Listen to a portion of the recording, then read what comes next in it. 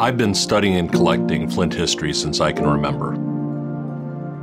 All of these items tell a piece of the story, and it's only when you put them together that you understand the big picture of what happened here, from a simple two-wheeled carriage into what became the largest industrial company in the entire world. And that story starts with Factory One. If it weren't for this building and what happened here and in the surrounding area, there very likely wouldn't be a General Motors today. This is really the birth of industrialization in America, and anything that's left that we can save and tell the story is so important. Only a few of the original buildings associated with the development of the industry here in Flint actually remain, Factory One being the most important building among them. And it too was at risk of disappearing into time. This is a significant piece of our heritage. We had to do something. And General Motors stepped up and saved this building from further decay. When we arrived here, the building was in disarray. The walls were falling in, the roof was leaking. The building really had a very tough life. The restoration of this project was a tremendous undertaking. It was full of a lot of little offices, and so you really didn't see anything. And so my first inclination was take everything out. Just rip it down to the bones, because behind all of that stuff, we started to see this wood structure that was really very phenomenal.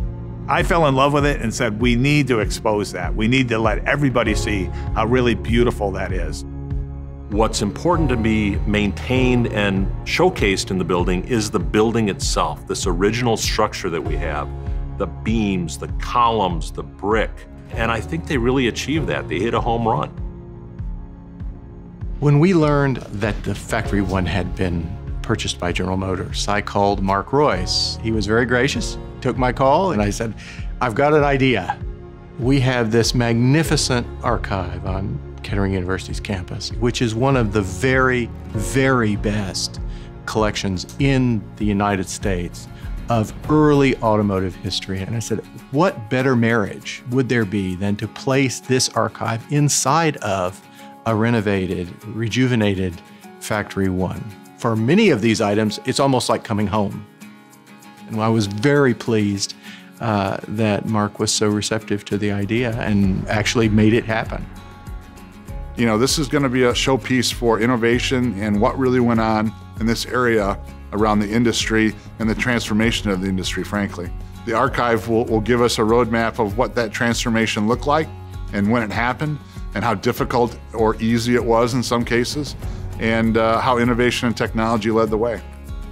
The archive has to be more than just a storage facility, more than just a vault. It has to be a place of learning. It creates a location in Flint where not just academic researchers coming to a university can access the collection, but also people from the community. We're creating the next generation of entrepreneurs, innovators, and world leaders. And I can't imagine a student not being excited to know that they're in the environment, the same environment that launched the global auto industry. It really is a privilege to have access to such a comprehensive archive and see firsthand what the automotive industry looked like when it was just beginning to come into its own. And what cool opportunity as I studied to be an engineer and perhaps one day work in the automotive industry, you know, study for my tests, work on a project right in that same building where General Motors started. We're going to be reliant on a new generation of kids really interested in doing this type of work and sustaining America's lead in transforming transportation. So I see that as one of the most exciting pieces of this. It provides them with context that will enrich in their ability to be that group of individuals who creates the next wave of mobility, the next wave of technology. And that's the purpose of this archive and the purpose of Factory One. A lot of communities don't have this opportunity. A lot of companies don't have this opportunity. So we're very fortunate to be able to keep this as a reminder, as a story of where we came from